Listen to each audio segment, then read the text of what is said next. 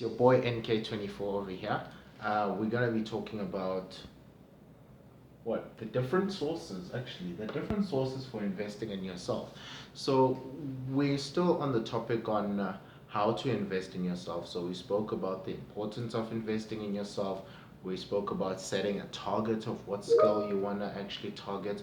We spoke about the different sources as to who are you going to mimic, who are you going to follow, where are you going to get your information. All right, and then now we're going to look at the different types of sources. And There's just, we live in an information age nowadays, and it's just so easy to get information. But that has also made it hard for people to really find the right information because there's just so much information out there. So I'm just going to talk about the six main ways to actually get information and start to use it. For me personally, I use a combination of all of these here. I'm going to tell you how I do it. Because sometimes I'm not well suited for all of them. But I mean, it's really, really up to you and the available information on that source. Some of the sources that probably the people you follow are not, they don't have their information probably on YouTube maybe. So you might have to probably research articles and everything, all of that, to find out what have they done. I know a specific entrepreneur that I used to work for. They're not big on social media. He's a very successful man, but I know he's got some podcasts that he's done before. So that's a source where I could get some nuggets of wisdom over this. So I'm going to start off with the first one. The first one is the one we know, books. All right. Why are books so important? Well, for starters, imagine someone who has gone through 5, 10, 20 years, or 30 years, 40 years, 50 years, has lived that long, and they've compressed their experience into just a little book, probably a 200 to a 400-page book. And that has so much wisdom in it that you cannot get outside. The whole point is to shrink your timeline and not make your journey as long as the other person. We spoke about standing on someone's shoulders.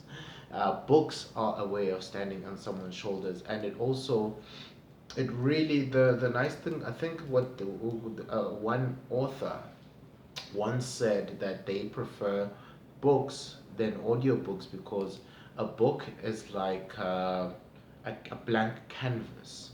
You can draw and just keep adding onto it and keep adding onto it, meaning that if you read a book and you read it again, you get a different perspective. You understand things a bit different, and it's just, I mean, I think I've adopted a different way of reading the book. I don't just read passively, but I sort of am very active and I'm tackling the ideas of the author. I'm trying to enter their spirit so that I'm not agreeing with them, or I'm trying to look at what they're talking about. How has that affected my life? And that brings the whole information to life because I'm wrestling with it. I'm bringing it into life. So those are good strategies to read a book and not just read. I have these here, which I make notes, and I just keep adding on top of it. I might not use them now, but I might have to go back and look at through the notes, and that really helps a lot. Second one here is audios, podcasts, and audiobooks. Now, I remember there was a point in my life where I was so busy that I didn't have time to read, but I was spending most time on the road, and sometimes probably uh, walking or doing something, but not being able to read. And guess what? I had a phone, I had earphones, and I got introduced into podcasts, and I would probably download podcasts and start listening. I would buy some books and I would listen to them. And also there were some audio programs that I would probably listen to while I'm doing other things. This is probably not the most effective for me because for some reason my mind just needs to focus on one thing. Probably I would listen to something if uh, like for entertainment purposes, but if I really wanted to glean wisdom on something, on a book or podcast, I would literally have to let's sit down and listen to it and make notes and follow through it. But some people prefer this; they love this actually. So yeah, you know, feel free to go through that. Especially if you're not a reader, this is a great option. All right, the next one is video and webinars. You know, this is a big one because we have YouTube. I'm recording this. If you're following this program, you see it on YouTube. It's video. I'm more of a video person than an audio. I like to sit there and watch. I like to see all the elements there, and we are not different. Well, I mean, we are all different. We all prefer different things. Webinars are great because, you know, sometimes if you can't make it to a seminar, especially nowadays with coronavirus, webinars are very important. People are starting to put their material, their programs and seminars on online so that you can see them and watch them. So that's a great option there. Then we've got programs. Most people aren't familiar with programs, especially if, like, I'm familiar with programs because I've done it's like start doing a course basically, because you read the material and then you have questions which you apply. That is very nice and interactive because it challenges what you just studied. And then now you need to sort of put it into application just by writing it. It's a reinforcement of the information that you read. So it's not just reading through a course, but there are assessments that you do. If you get wrong, then you know you get corrected, and those are brilliant as well. I love programs. I actually prefer to do programs and course process programs and courses than read books actually. So yeah, that's a very good option. Next one is seminars. They're not too popular now because of coronavirus, but I can guarantee you that uh, one of the biggest things that have changed my perspective is going to seminars because the environment. I go to seminars because of the environment.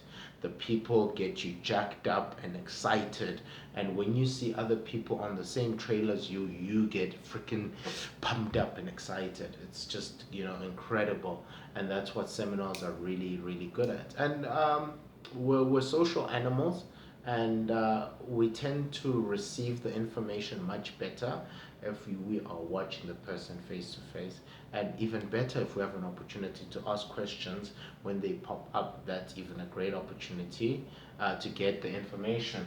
The last one is having a mentor. All right, now this one here is probably harder than most people, but I still haven't figured out how I'm gonna get a mentor. Well, I've messed up my chances in the past when I had opportunities to get a mentor, mainly because I didn't know how to reciprocate a relationship with the mentor.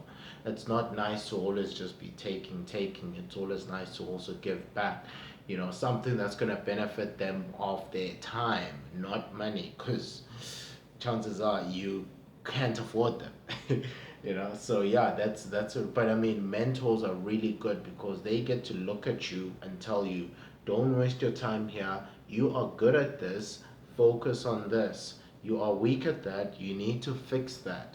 You know, because they have a personal relationship with you, and they can really guide you and steer you into a very, you know, successful path. And that's what's really important. So those are the six ones, but there is one last point that I really need to make. If none of this will be useless if you do not apply the last step, and I wrote here in big letters: execution, application. If you do not apply the information you get in your life, it is pointless. That's why now I implement a 10%, a 10 a 90-10 rule, meaning 10% I spend getting information, 90% application, readjust, application, because that muscle of just applying and pushing and shoving and persistence and being patient and just pushing, you know, funny enough, life actually works that way. And then somehow you find brute strength alone is not enough, but when you combine it with intelligence, then it really has a great force into really making things happen. So that's why the 10% is necessary as well. You know, at first you need to work hard, and then you're eventually going to put together working smart and working hard.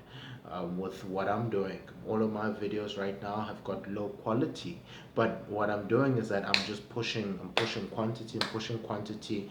At some point you're going to see an increase in my quality and in the change in how I do the videos, because I would have figured out how to add quality in it because I've done it so many times, and that's really amazing. So I'm telling you now, you can do all of this. I did all of this, but I lacked execution.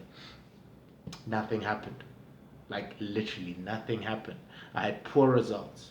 But now what's happening now is that I'm more hectic, punching and just shoving in the execution part, and I'm using the information that I get here, and I keep adjusting it according to the situation, and I'm starting to see results. All right.